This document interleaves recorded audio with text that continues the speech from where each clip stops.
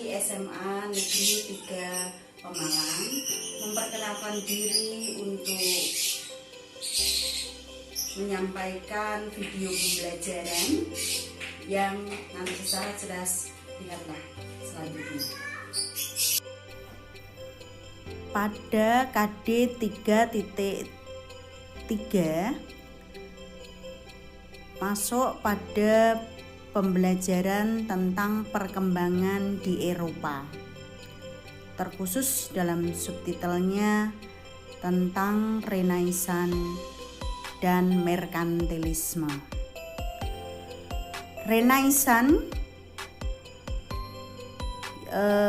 yang sudah mulai ada semenjak pada abad 14 Masehi muncul tidak secara tiba-tiba, tentunya ada proses yang melatar belakanginya.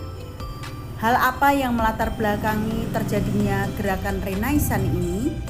Yang melatar belakangi adalah dengan terjadinya satu masa sebelumnya yang dikenal dengan The Dark Age atau abad ke-8. Kenapa disebut dengan abad ke-8?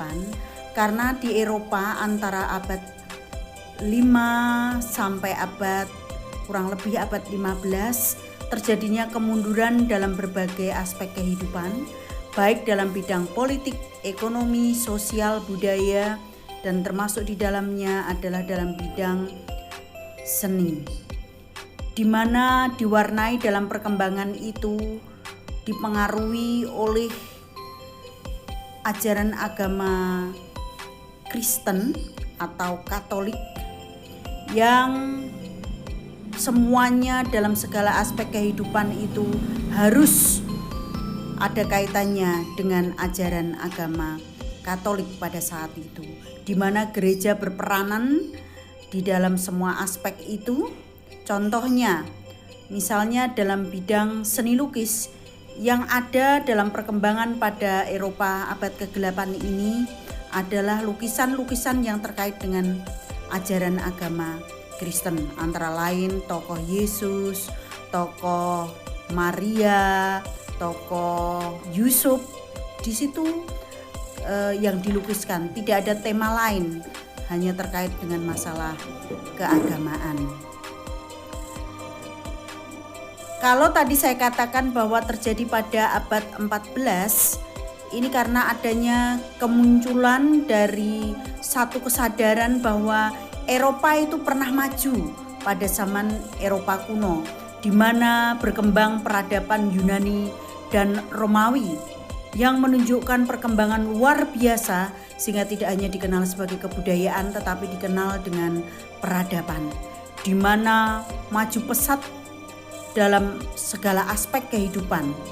Contohnya dalam bidang ilmu pengetahuan, berkembang dari tokoh-tokoh ilmuwan atau saintis yang berasal dari Eropa.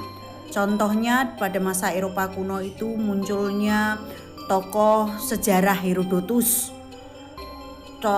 tokoh dari matematika Pythagoras, tokoh dari fisika Archimedes, dan juga muncul dari filsuf-filsuf terkenal antara lain Socrates, Plato, Aristoteles. Ini menunjukkan perkembangan yang luar biasa. Kenapa kok kemudian dengan terjadinya semua aspek kehidupan dipengaruhi oleh ajaran agama akhirnya menjadi mundur dan timbul satu kesadaran kembali untuk mengembangkan peradaban yang telah ada di Eropa, yaitu peradaban Yunani dan Romawi kuno, sehingga lahir satu gerakan yang dikenal dengan gerakan Renaissance, memunculkan beberapa tokoh dari Renaissance. Dalam bidang seni dan budaya muncul tokoh Albert Dürer, Donatello, Leonardo da Vinci, Michelangelo, Raphael. Dan bidang penjelajahan samudra membuktikan kalau dunia ini adalah bulat dengan memunculkan tokoh Christopher Columbus, Magellan. dalam bidang ilmu pengetahuan memunculkan tokoh Kopernikus, Galileo Galilei, dan Kepler. Jadi sudah menunjukkan satu kemajuan yang luar biasa dengan membangkitkan dari peradaban yang dimiliki oleh bangsa Eropa yang lebih meningkat dibandingkan pada masa Eropa kuno dengan berkembangnya peradaban Yunani dan Romawi. Dengan sedikit penjelasan yang saya utarakan dalam video ini, kiranya menjadikan satu pencerahan dalam pemikiran kalian semua, siswa-siswi saya dan semua penonton yang kebetulan melihat bahwasannya Eropa dalam perkembangan peradabannya yang sudah tinggi dengan peradaban Yunani dan Romawi ada pada masa Eropa kuno.